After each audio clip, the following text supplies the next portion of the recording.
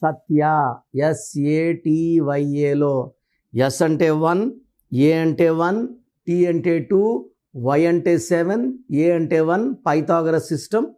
12వ number. 12 అంటే కాళ్ళ కురేస్తే తల కిందకి కాళ్ళు పైకి.